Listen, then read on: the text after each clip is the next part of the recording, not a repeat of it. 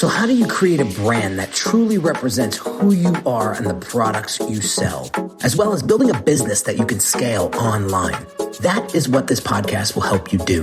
My name is Henry Kaminski Jr., and welcome to the Brand Doctor Podcast. Let me just make this statement loud and clear. Jersey's here, Jersey's here.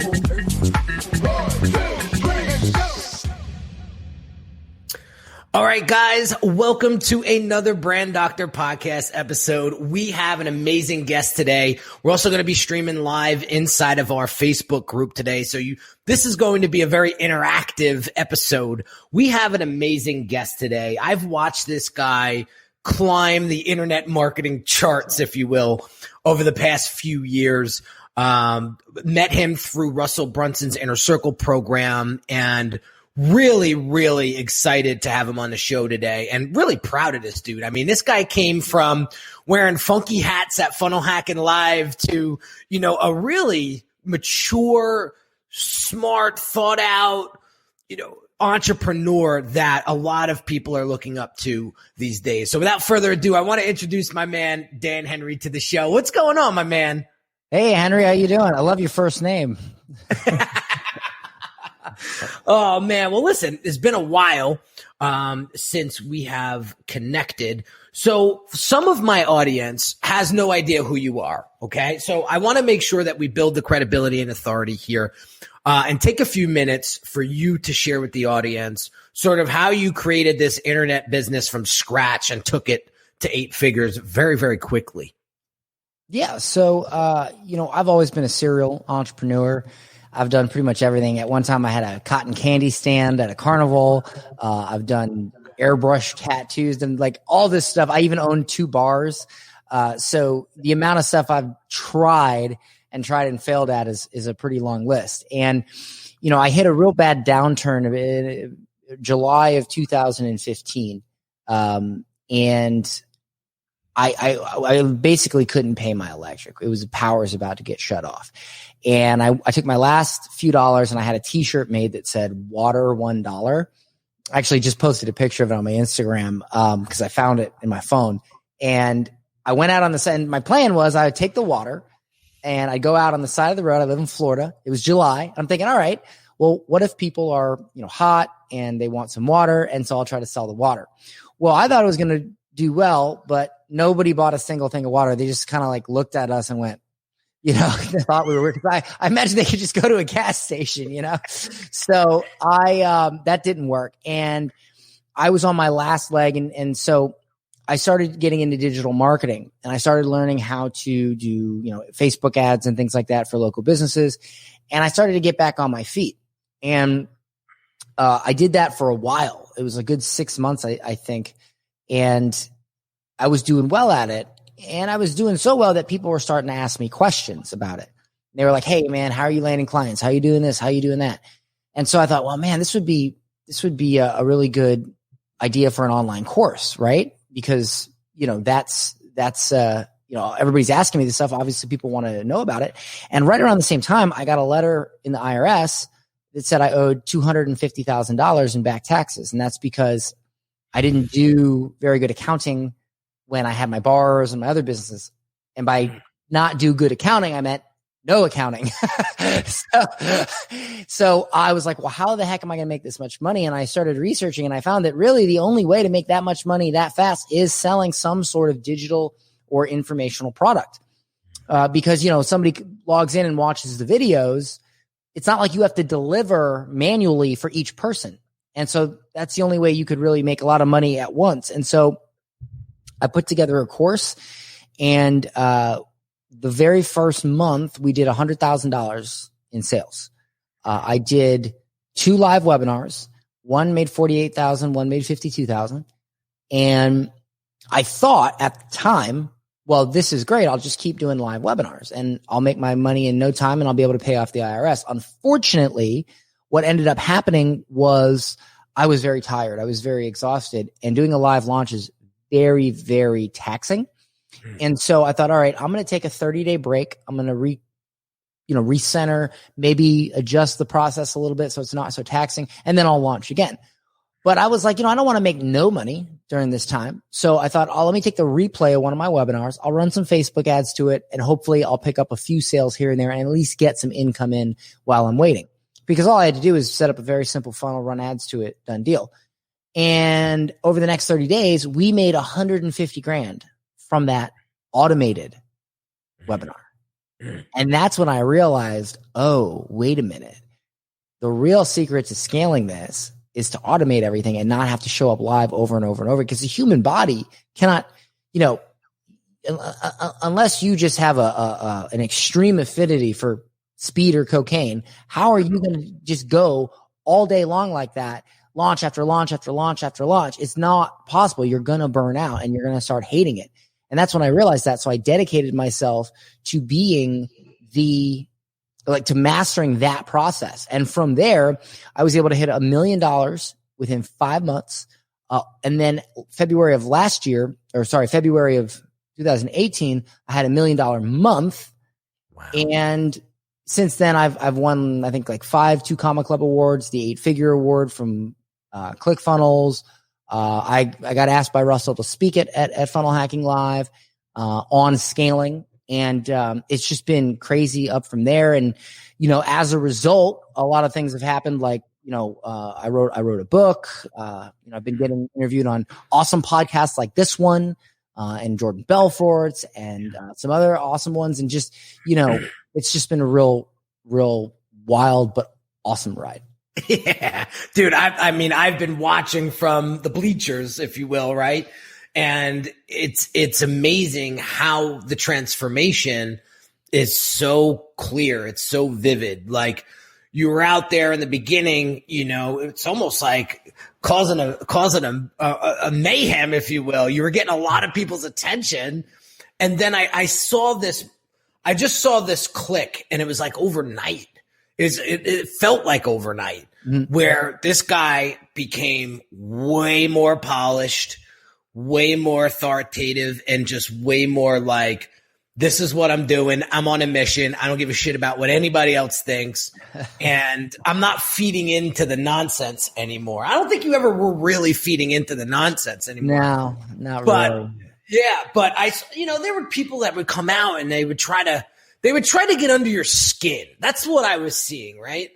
And you just handled it in such a smooth manner, which I was like, look at this guy growing, and becoming this entrepreneur that, again, like I said before, everybody's sort of looking at now going, who's this guy? And look how he's transformed over the past 3-4 years. So that's awesome. Listen, so I got this book yesterday. You sent it to me, and I literally sat on my couch and I couldn't put it down. And I'm not blowing smoke up your ass either. It's a really easy read, right? And there were some really good parts of it, and I want to go over some of them in today's episode. Sure. One of the parts that really stood out to me was when you talked about the story of how you used to go underneath the kitchen sink. Yeah. And it used to piss the hell out of your mom, piss off your mom to no end. And your father comes in one day and gets you out from underneath that freaking sink in literally 2 seconds. So I want to discuss that because there's a big lesson there, and I'll let you deliver the lesson at the end of the story. Go ahead. So, to preface this, one thing people do in marketing a lot is they bark instead of inspire or change belief patterns. They bark. They tell you what to do. Nobody likes to be told what to do. It's much more powerful if you can let somebody think it's their idea, right? So when I was a kid, I used to go under the kitchen sink and mess around with stuff. And my mom would always be like, don't do that. Daniel, don't do that. Don't do that. Get out from under there, telling me what to do. And of course, as a child, what do you do when your parents tell you not to do something? You want to do it, right? So my father, eventually she gets, she's like done with me, and she says, to my father, you got to handle this. So he comes in and he says, hey, son, he says, let me ask you something. Do you know, and I believe it was either Jimmy or Timmy or I don't remember the name. But Jeffrey. It was Jeffrey, yeah. So I actually had to go back to my dad when I wrote the book and ask him, do you remember what that kid's name was? Because I couldn't remember. So it was Jeffrey. Okay. So he says, do you know little Jeffrey down the street? I said, no, I don't. And he goes, well, that's because he died last week. And I go, okay. And he's like, yeah, he went under the sink. He touched something under the sink. It made him sick and he died and he never saw his parents again. He's dead. I go, whoa. And he goes, now let me ask you something. Do you want to get sick and die? And I go, well, no. He's like, do you want to never see us again? No. So what do you think you should do the next time you're considering going under the kitchen sink? And I went, I'm not going to go under there. He's like, you don't want to end up like Jeffrey, right? And I said, that's right.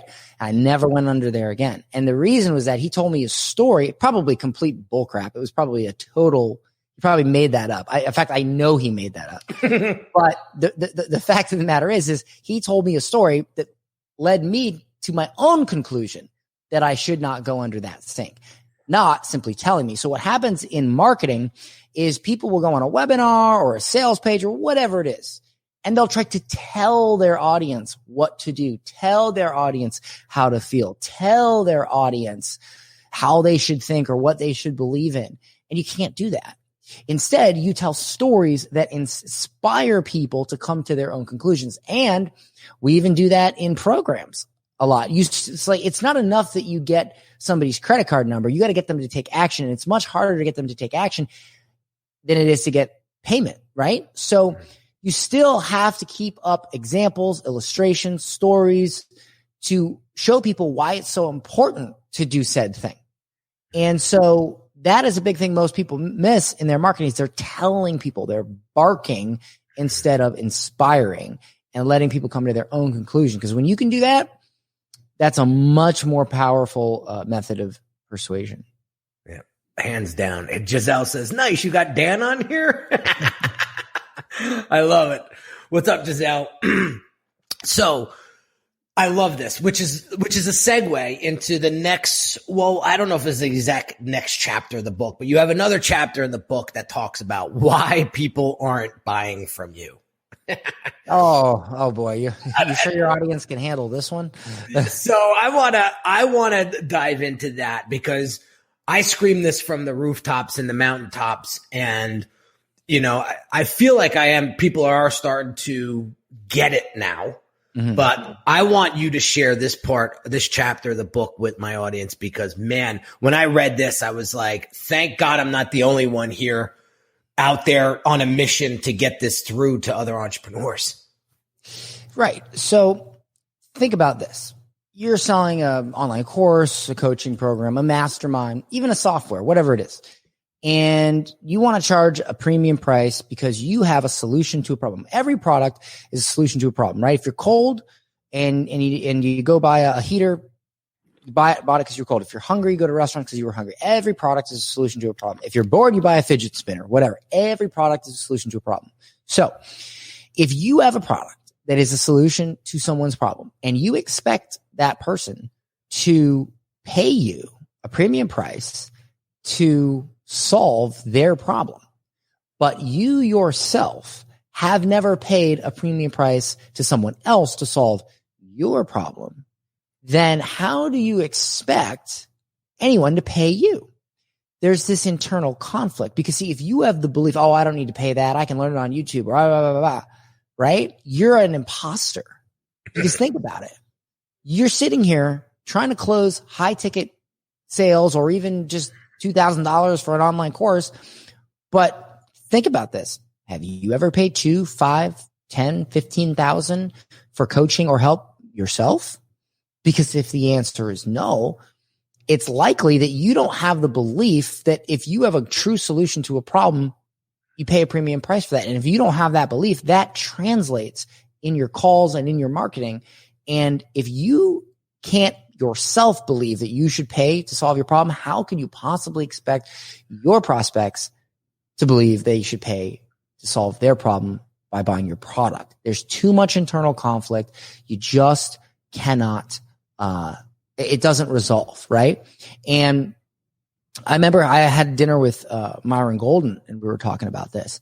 And he says to me, he says, Dan, he says, have you ever considered why you're successful? And I said, I don't know, man. I just go through life and do what I do. And I said, I never really thought about it. And he goes, well, let me ask you this. How many times have you paid for a course? I said, all the time. How many times have you paid for coaching? All the time. How many times have you paid for one-on-one calls for one specific thing all the time. How many $30,000 masterminds have you joined? 4. And he's like, are you getting it yet? And I said, what do you mean? And he goes, well, he's like, the reason people pay you a lot of money to help them is because you have such a belief that your product is worth it, because it is, because you also have the belief that other people's products are worth it to solve your problem. And so you are like, you know, they say you are your friends. Well, it's sort of like that, but it's, you know, you get what you are. So if you are the type of person that will pay money to solve their problem, and you don't hem and haw, and you don't, you know, oh, well, let me check my finances. Let me talk to the wife. If you're that type of person, guess what's going to happen on your sales calls? Well, let me check my finances. Let me talk to the wife. Okay. That's what's going to happen. But if you're the type of person that says, you know what, this is going to help me. This makes sense. If I do this, this is going to increase my business. I'm in. Guess who you're going to attract? You're going to attract people who are the same exact way. I'll give you a perfect example. I took a sales call once for one of my programs, and the guy specifically was on the call because he was selling a high ticket program and nobody would buy it. He'd get on the phone and nobody would buy it. One aspect of our coaching program, one gigantic aspect, is booking high ticket sales calls, closing over the phone, handling objections. We role play, we work with our clients every single month. So I say to him, I say, so let me get this straight. You sell a high ticket product and you just can't close, right? He says, yeah. I said, okay. So, and by the way, he was very, very on the fence about getting into the program. And I said, so let me ask you this. Do you think our program is going to solve this problem? Do you think our program is going to help you, close more high ticket sales? He says, well, yeah, I don't know if I want to, it's just a lot to spend right now. And yeah, blah, blah, blah. Right. All this stuff that doesn't mean anything. Right. And cause look, we all have, there's so many married people. I got to check with my wife. I can do this. These are all excuses. If everybody was truly honest, they would just say something like, I'm very uncomfortable. I'm just uncertain, because all objections are simply a mask for some sort of uncertainty. This, I got to check with my wife thing. That's a lie. Everybody watching, you're lying when you say that. That's not true. You know that you got somewhere up here, you still have a question. You are still uncertain. You're not sold. You got to talk to the wife. That's always a lie. Always a lie. Okay. And so, and I mean, I've done it, it's hard to separate money from yourself. And so I said to the guy, I said, so let me get this straight. You have a high ticket product that solves people, and he sells a dog training course. That's what he sells. And I said, but you're not willing to invest in my program that's going to help you. And he says, yeah, I don't know, man. I don't know. I said, well, don't you think maybe that's why you're not closing high ticket calls? He said, what do you mean? I said, well, if you're not the type of person, because you just said you absolutely know, like, I can make you at least 2, because all he would have had to do is make 2 sales and he'd have paid for the investment. 2 sales. I said, you don't think I can help you make an extra 2 sales in the next 30 days? Oh, of course you could.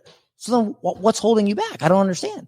Oh, I said, see, this is why. This right here is why you can't close, because you don't have the internal belief. Even though you already know that my product's going to solve your problem, you're still hemming and hawing. That's why, no, you can't close. And he goes, wow. And he thinks about it and he goes, you're right. And so he buys the program. And I tell him that, and he buys the program. A couple of weeks later, starts closing high ticket sales. There you have it. I don't know what to tell you. I think it's beautiful, because I think one of the biggest blessings that was given to me when I went into Russell Brunson's Inner Circle program was the feeling of spending $25,000 on a freaking coaching program. Yeah. I have never spent that kind of money before on anything. And I said, I know what this feels like now. Back when Jet Smarter was a thing, right? I bought a membership for my wife and I, right? I got used to spending on high ticket, right? And I know what it feels like. So now you can completely put yourself in that other person's shoes when you're selling. The conversation is completely different. It's a completely different feel once you've done it yourself. And I think This is great that you put this in the book, because too many people out there are trying to sell something that they would never buy themselves. Yeah. And that's crazy, because when you actually pay, like when I get on a sales call, and I only do them for my mastermind. I have a sales team now, but even when I did, and even every week I'll take a couple calls from a mastermind, I never consider that I'm not going to close, right? Like I never on that call even consider the possibility that the call won't close. And that's because I have multiple times spent anywhere from $5,000 to $50,000 on products that I needed because I needed them. And so that right there, I'll give you a perfect example. I had dinner with Myron, as I said earlier, and Myron has a mastermind that's it's like about 30K. And I said to him, hey man, you got any trainings, or do you have like a mastermind? And he says, and we were just having a casual, friendly dinner, right? And he goes, I have a mastermind. And I think he thought I was asking him about like pricing or something. And I had recently got asked to speak at Funnel Hacking Live by Russell. And I said, how much is your mastermind? He says, 30 grand. I said, just, if I were to join that, you think that would help me have a little bit better of a speech at FHL? And he goes, well, yeah, of course it would. I said, okay, here's a check. Didn't even have to. Here you go. Okay.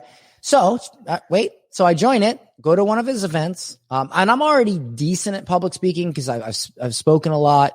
Not great, but not somebody that would get up on stage and freeze or anything like that. Stutter, right? Yeah. And so, but even what I learned there elevated it enough. Elevated it a lot. But when I went on stage, were you there at the last FHL? I was not at the last one. No. Well, I was very nervous about my speech. I thought, I hope everybody likes it. And it was like, when it was all said and done, they said it was one of the best speeches. A lot of people were going nuts over it.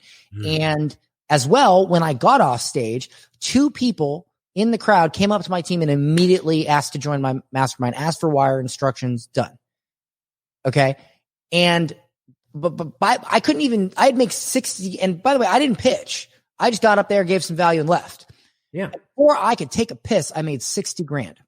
As a result, within, I'd say 45 to 60 days, as a direct result of that speech, over $1 million extra in revenue. Fantastic. So you could say, Dan, you spent 30 grand to get a little bit better at speaking. That's terrible business. That doesn't fiscally make sense. All right. Well, you can take your little fiscal accounting book and toss it, because a real entrepreneur would go, he turned 30 grand into $1 million. Okay. Yeah.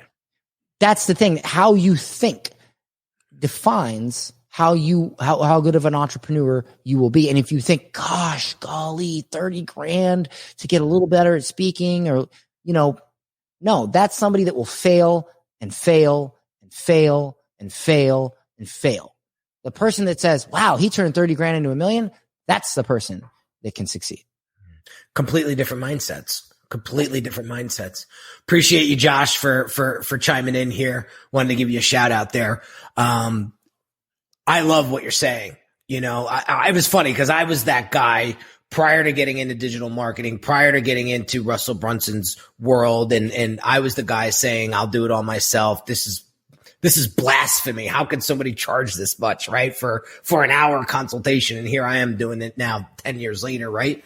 But I get it, but I wouldn't have never gotten it if I didn't switch the way I was thinking. Right. And one thing I love about you, Dan, is that you push the boundary and you're not afraid to talk about it or you challenge the assumption of, right. And I want more people to do that, because everybody, you know what it is? Do you know what the real problem is? It's the 3 truths. Okay. You have political truth, personal truth, and objective truth. Political truth is the truth you tell based on whatever the trendy, politically correct thing at the time to say is. Personal truth is whatever you make up in your mind to make yourself feel better. And then there's the actual truth, the objective truth without bias. So for instance, a political truth would be you skew something because it's just the thing to do right now, because some hashtag movement or whatever, or some politically, can't say that, everybody will get upset. That's political truth. Personal truth is, I'm out of shape and I'm about to have a heart attack, but it's okay because I'm beautiful. That's personal truth. The objective truth is you're about to have a heart attack. You need to put down the pizza and get in the gym. Okay. That's the real truth, because, saying that, like if I'm overweight, I don't think there's any fault in saying, you know what? I'm overweight. I need to eat better. I need to get in the gym. That's objective truth, right? But if I want to make myself feel better about it, just like, oh, it's okay that you're, for instance, paying a millionaire for help on how to become a millionaire. That's a scam. That would be political truth. Personal truth would be your perception, depending on your environment, of whether or not it's a good idea or a bad idea. And objective truth would be, as long as that person, you do your due diligence and that person is real. Well, the truth is, why would you pay a personal trainer to get in shape, but you wouldn't pay a successful entrepreneur to learn how to be a successful entrepreneur? Somehow everything's okay. See, and that's the thing, you're programmed to be poor, right? Just like you're programmed to be unhealthy. Oh, it's okay. All bodies are beautiful. Yeah, maybe, but that doesn't matter when you're on a machine and it's going beep, beep, beep. Guess what? You're dead. You had a heart attack. All right. So all that BS about all bodies are beautiful, right out the window. And that's the thing with entrepreneurship. Okay. Is, you can talk all this crap about how this, that, and the other thing, but at the end of the day, you pay $100,000 to go to college to learn from college professors that make 40 or 50 grand a year. You go to college to learn how to make money, right? So you're basically paying somebody that doesn't make money to teach you how to make money. And society programs you to think that is the way you should do it. That is okay. But if you pay a millionaire businessman money, a fraction of what you would pay to go to college to learn business, that must be a scam. That's social programming. If you don't believe me, look at TV, movies. Yeah. How many times do you see the villain is a rich businessman and the hero is an underdog, with the exception of Batman? Look at Spider-Man and the Green Goblin, poor kid versus rich evil guy. Look at Dr. Doom. Look at Lex Luthor. We as a society demonize wealth. And so most people are offended by wealth as a result. And if you're offended by wealth, you will never achieve wealth. Amen. So if you look at somebody who's wealthy and you think, oh, what a jerk, rich guy, guess what? You're going to be poor for the rest of your life. But if you look at that guy and you say, wonder how he did it. Yep. Now you have a chance. Yep. Yep. Man, I love it. Well, listen, I respect your time. I want to get into one other part of the book that I thought was extremely important for my audience to grab. Do you have a couple extra minutes? Yeah. Oh, okay, cool. The circle of focus. Oh, yes. The circle of focus. This was something that, I was kicking myself in the ass when I was reading this chapter because I felt victim of it. Right? Yeah. There it is. That's where I was literally not too long ago. I'll be honest with you. Right? And so I'm going to let you take it away. All right. So if you've ever been told you need to be on Facebook, you need to be on Instagram, you need a Pinterest, you need this, you need that. Whoever told you that, you need to run the opposite way. Okay? Because that almost bankrupted me. For a long time, we were hitting multiple six figures. I was sitting pretty, before I really got serious, I was sitting pretty at maybe like $250,000 to $350,000 a month in revenue. And I know that sounds like a lot, but when you have a company and you have employees and stuff, you can't be skating by on 20 grand a month. That ain't going to cut it. So, that was, and I thought, okay, well, I want to scale now. I want to make more money. So I thought what everybody in this industry thinks, I'll make another course. And as I started doing that, my revenue dropped because instead of giving one thing maximum effort, I was giving two things half-ass, 50% effort or even less. And so I went all the way down to about 70 grand a month at one point. And I was like, this is terrible. What is going on here? And I ended up deleting all my funnels except one, refocused, and right back up we went. And then within, I think, 6 months, we hit $1 million a month. And and this is due to the circle of focus. So just give you an example. So you see, there we go. Let me get you a better one. There we go. Got it. Right. So check this out. Let's say you're trying to promote your business, and right now you have a circle. And you can't see that probably, but that says Facebook ads. So at this point, how much of the circle contains Facebook ads? 100%. It's the only thing there, right? Now, let's say you haven't yet figured out Facebook ads, right? You haven't mastered it, delegated it to your team. You're still trying to make them work. But at the same time, you want to start a podcast. So now you got half your circle is Facebook ads and half is a podcast. So you're not actually giving 100% effort to ads and 100% effort to your podcast. You're giving 50% effort to ads and 50% effort to a podcast. So you're half-assing two things. When have you ever heard of anybody being successful giving 50% effort? Now, let's say you go, wait a minute, I need to promote more. I need to do SEO, cold emailing, press releases, blogging, podcast, doing interviews, Google PPC, a side business, writing a book, speaking, Instagram, YouTube channel, YouTube ads, guest blogging, Facebook ads, direct mail. Now you're giving 6.25% to everything. It's insane. So what I do is, for instance, Facebook ads, I mastered them. I delegated them to a media buyer that I hired, and I move on to YouTube ads. Did the same thing. You know how long it takes people to scale YouTube ads? It's crazy. In 30 days, we were able to scale to $100,000 a month and spend profitably. Why? Because that's all I did. You know how long it took? Henry, do you think this book is good? I do. Do you know I wrote it in 30 days? Get out of here. You know why? Because it was the only thing in my circle of focus for 30 days. From me putting pen to paper and it sitting on the seats at FHL was like 35 days. Wow. As soon as Russell said, do you want to speak? I was like, better write a book. Okay. But again, that only works if you focus on one thing at a time. Multitasking is a lie. It's a myth. Oh no, I can multitask. No, you can't. If it were true, then Bill Gates, Warren Buffett, and Steve Jobs wouldn't hate it so much, because when asked what they thought the number one thing for another one secret to their success was, it was focus, and it was doing one thing at a time. I believe it was Steve Jobs that said, focus is not about choosing what to do. It's about choosing what not to do. Yeah. Okay. And you don't need to do most of this stuff. You just need to do one thing at a time, master it, delegate it, move on to the next thing. And that's how you scale. And every month, draw a circle, write everything you're working on. If your circle of focus looks like a pizza, then your business is broken. And you need to clear it out. What moves the needle the most in your business? Keep that in the circle of focus. Take everything and set it outside. And here's a little trick, because a lot of this, your circle of focus gets inundated with crap due to shiny object syndrome a lot, right? So here's what you do. Would you guys like to learn a cure to shiny object syndrome that I can teach you right now? All you have to do is this. You go to an event, you read a blog post, whatever, you get an idea. Now, you're excited about that idea. And I get this every week. I get excited about ideas, right? So you get excited. Give yourself a 1 week cooling off period. Wait 7 days.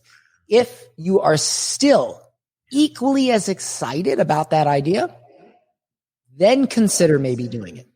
But if a week goes by and you're not that excited about it anymore, then likely it was not actually a good idea. It was just a temporary emotional response that was just chemicals in your brain freaking out. And if you spent the next 3 months of your life based on a chemical imbalance, then you're going to waste your entire life, and it's going to happen over and over again. Give yourself a week of cooling off period. And if you're still excited, that means logically it might be a good idea. You want to act on ideas that make logical sense, not that make emotional sense. Amen. Dude. Awesome stuff. Awesome stuff. Dude, I can't get this on iTunes fast enough. We might have to do some juggling over there in production to get this one out there. I know I'm gonna get some body shaming haters for the thing I said earlier. I'm sure I will. But listen, I mean, what you have to understand is the truth thing is, we went from a world where Arnold Schwarzenegger would hold a fitness camp every year You remember that? Remember when he did that? I forget what it was called, but he would have it with kids. And he used to say stuff like, put down the burger, you don't want to be fat. And everybody applauded him for doing his part to help the nation get healthier. Imagine if he did that today. He would get freaking roasted. He would get strung up and just because, and what changed? Nothing objectively changed. At the end of the day, if you eat burgers every day, you're going to get fat. You're going to have, your arteries are going to be that does not change because that's called the truth, right? That is the actual truth, the objective truth. Fast forward 20 years. Now, politically, the political truth is that that's shameful. That's body shaming. But that might be the political truth. But the real truth still is you eat burgers, you're going to get fat. Nobody wants to be fat. It's bad for your health. That's the real truth. Okay. And so, I use that example because it's such a common example that people can identify with, that people see. You just saw this woman, she had like 4 kids or something. She's like a yoga or a fitness person. And she's like ripped. And she posted a picture of her 4 kids and her washboard abs. And instead of applauding her for, doing a good job with her fitness, everybody's like, oh, that's promoting an unideal body image. How insane is that? That's called political truth. Objective truth is she got her butt to the gym, she ate good, and she got in shape, and everybody can do it. The political truth and the personal truth tell you, well, it's okay to be out of shape because that person is promoting a bad body image or whatever, right? Same thing with entrepreneurship. It's okay to be poor because the rich guy must be a jerk. He must be bad. Therefore, whatever he did to make money is bad. Therefore, if what he did is bad, then I'm okay. It's okay for me to be poor because what he did is bad. But the second you accept that he just worked harder than you, now you realize you kind of suck a little bit. And nobody wants to feel like that. Nobody wants to feel like it's their fault. Yeah. Because as soon as you realize the rich guy simply worked hard and did more than you, now it's on you. But if you say he's bad, he's evil, he's a scam, now the responsibility is off of you. That's the thing. You got to take responsibility. You absolutely have to. Like one thing you mentioned Russell. I love Russell, but no 2 human beings are going to agree on everything. There's one thing I've never agreed with Russell on, and that is the "it's not your fault" thing. You know how in his webinars he says it's not your fault. Whose fault is it then? It's your fault. What do you mean it's not? It's your fault. Okay, it's your fault. There's nobody else's fault but yours. Okay, and I don't say that in my webinars because imagine this: you tell somebody that it's not their fault, and then they buy your program. What's going to happen the first time they run into a snag? What are they going to say to themselves? It's not my fault. Okay. I say it is your fault. Okay. You didn't work hard enough. You didn't do your due diligence. You didn't get into a program that's going to help you fast enough. It's your fault. But now that you've realized that, let's change it. And I get much better customers as a result now, way less refunds, and people take action. And so that's the thing is you got to realize at the end of the day that if you want to win, you got to work hard. Nobody won a golfing championship practicing once a week. Nobody won a world heavyweight title training 2 weeks before a fight. That's right. You know what I'm saying? Yeah. So, I love it. I was on a podcast interview this morning, and the guest asked me, out of the 5 fingers, what finger would you be today? And I told her straight out, I said, the middle one. Yeah. And she goes, why? Because it's longer than everybody else's? I said, no, I'm turning 40 this year, and I really don't give a shit what people think about me anymore. And it was like a deer in headlights, right? Her eyes turned into like manhole covers. And because I said to myself, it's the truth. And she said, well, what about maybe 5-6 years ago? What finger would it be? And I said, in honesty, it would have been the thumb. Why? Because I was so insecure. I just wanted to thumb everybody up. Like, yep, you're doing a good job. I didn't want to ruffle anybody's cage or ruffle anybody's feather because God forbid it came back at me and people started trashing me or trolling me. You know, I would go hide under a rock. And I said bullshit to that. And people see me now and they're like, that was never you. That could never be you. And I go back 3, 4, 5 years and look at some of my content. You'll hear it in my voice that I was playing half-ass. Yeah. So I'm with you 1,000%. I'm with you 1,000%. I think a lot of people have this finger. They're always pointing at somebody saying it's their fault, but not their own. So, well, I see that on a daily basis myself. And, and what I said later on in that interview was true entrepreneurs and successful entrepreneurs take responsibility for everything.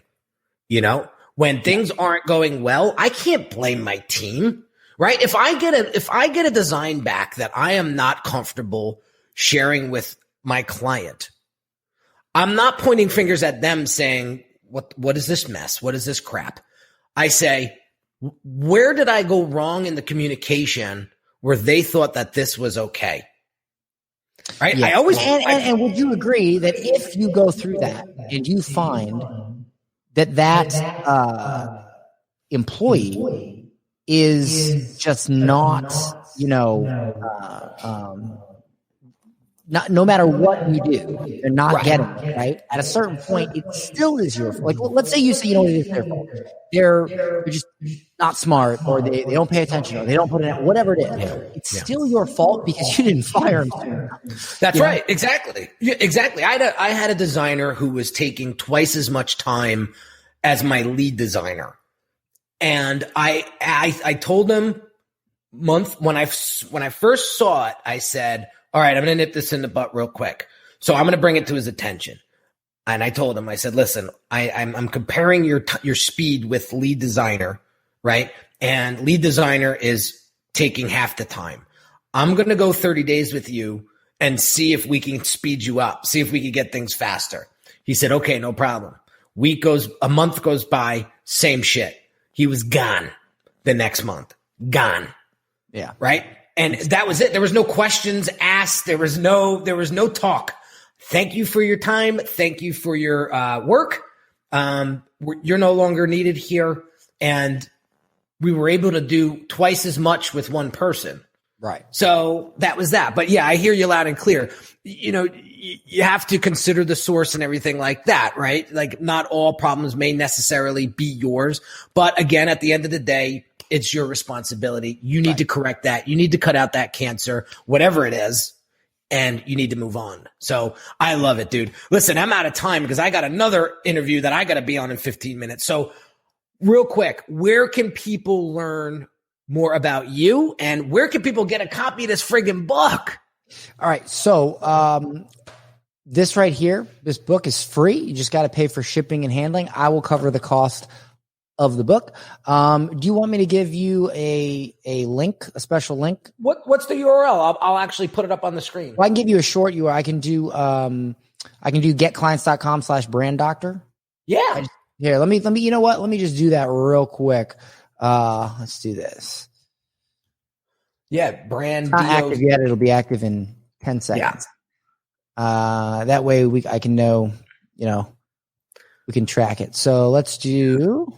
So it's www.getclients.com/ I gotta edit that. Yeah. It's brand doctor. Like that. Yeah. So right here, let's see. I'm going to put it in right now. Yeah. /brand doctor URL. So it's up on the screen, guys. Go grab it. Yep, Screenshot that. It is active. It is active. Yep. So if you go to getclients.com/brand doctor, it will take you to a page where you can purchase or you can get the book for free, but you do pay for shipping and handling. And I do have some cool stuff on there. Like there's an option to get the audiobook, and we have a really nice challenge that we offer for making your first sale within 14 days. So there'll be some options if you want some further training there, but you got to at least get the book because the book is solid. So it is. It gets my endorsement. Like I said, I almost read the whole damn thing in one sitting last night, and I literally got the book 5:00 last night. So, Dan, my man, thanks again for coming on the show, dude. awesome to reconnect with you and see how far you've come, in such little time. Good luck with everything in the future. And we'll have you on the show again not too long from now. Send me a link. I'll blast it out to my email list. We'll do. As soon as we get this live, you'll get all the links, and we'll be tagging the shit out of each other on Instagram. Don't worry about it. So, Dad, thanks so much for coming on the show. Hope everybody that was watching live got some value out of this. I know I did, and appreciate you again for coming on. Thank you.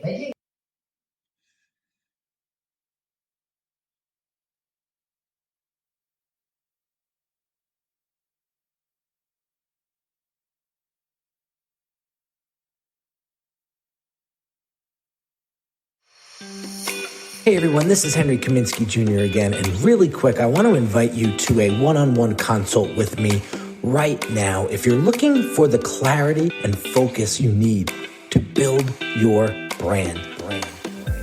Over the past 13 years, I've served hundreds of entrepreneurs that have great products but struggled tremendously with articulating its value to their ideal customers.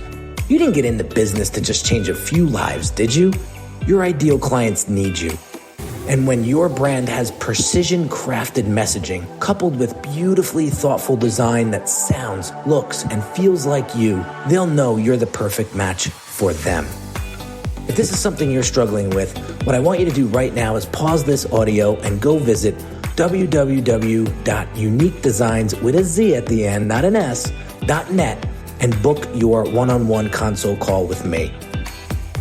Remember, the quality of your brand will determine the quality of your clients, and the quality of your clients will determine the quality of your life.